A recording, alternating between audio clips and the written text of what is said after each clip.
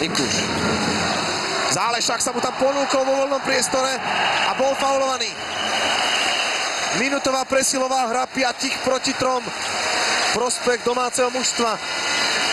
Zálešák v gólovej pozícii, seknutý dropom.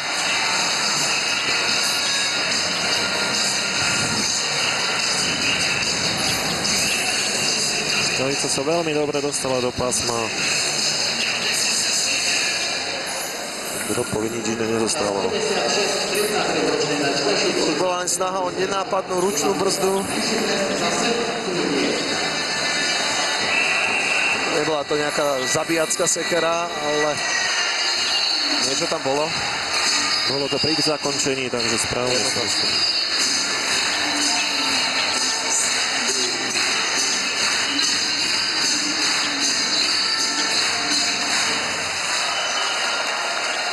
Piati proti 3 a obrovská skalická možnosť na rozhodnutie. A je to tam. Zálešák dáva gól. 56-45. Zálešák tečoval nahodený pred bránkovisko. Za 12 sekúnd využili Skaličania presilovú hru od 2 mužov. Obrovská radosť na tejto striedačke. Košice majú na vyrovnanie dvojgolového domáceho náskoku 3 minúty a 15 sekúnd. Ale ešte samozrejme sa budú brániť. Oslabenie o jedného muža.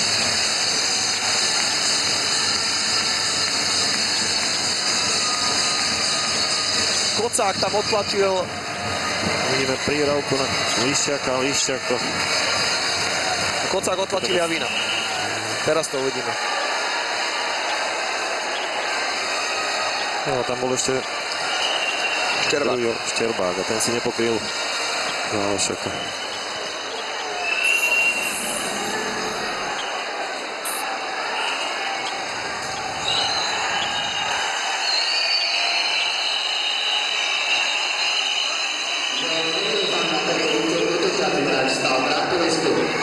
Aha, takže gól nebol uznaný.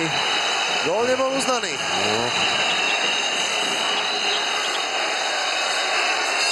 To situáciu výrazne mení. Kmiť medzi tým odpustil trestnú lavicu, už sa tam aj vrátil, potom ako teda zistil, že gól nebol uznaný.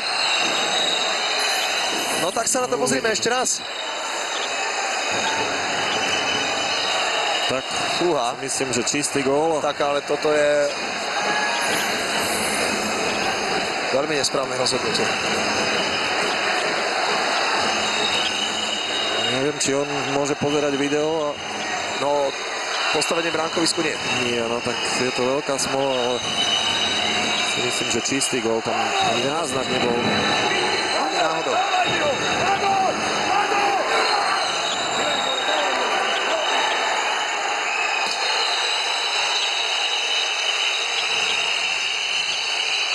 Zálešák sa drží za hlavu a teraz oprávnenie. Toto jednoducho bol gól.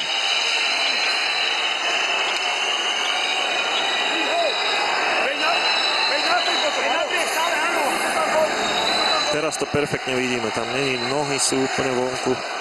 Nič. Aj preto sme si to prakticky všimli až o čosi neskôr. Koniec koncov aj Košičania. Kmiť išiel disciplinovanie z trestnej lavici späť a až následne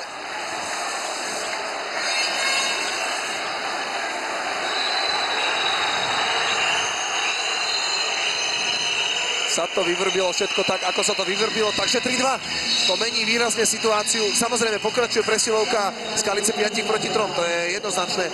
Musí tam naskočiť späť ten Kmiťov trest na svetelnú tabuľu. Malo by tam byť ešte 48 sekúnd, ak sa nemýlim. Zatiaľ nie je. A vidíme tam ten Lipovského trest, to je osobný 10-minútový. Vidíme tam trest Ivana Dropu a malo by tam byť ešte naspäť 48 sekúnd pre Kmiťa a teda 48 sekundová presilovka 5 proti 3. Aj teraz veľmi dobre si môžeme pozrieť. Nie. Absolútne. Tak teraz môže byť Skaličania naozaj nahnevaný. No nič, patrí to skrátka k hokeju. Nerozhodujú to počítače. Ale toto je chyba, ktorá sa skrátka nemala stať. A nemusela sa stať, môže výrazne ovplyvniť zápas.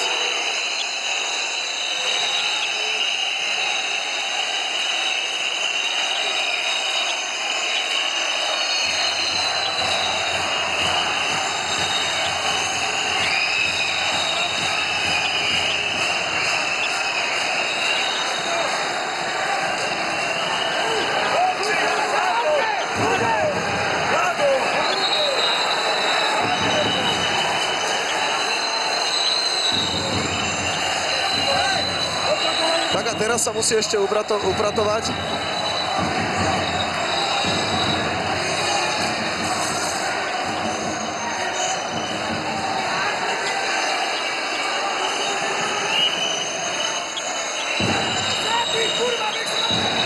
Gól.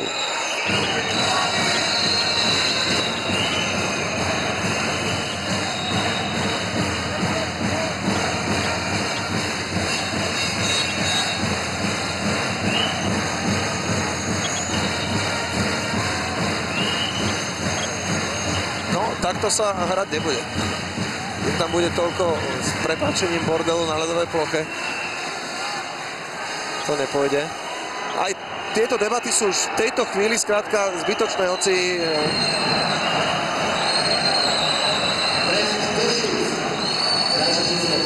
Skaličania sú právom rozčúlení.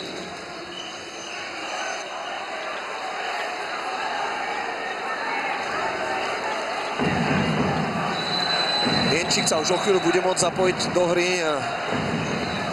O 26 sekúnd vyprší ten Lipovského trest, ktorý si Jenčík išiel odsedieť.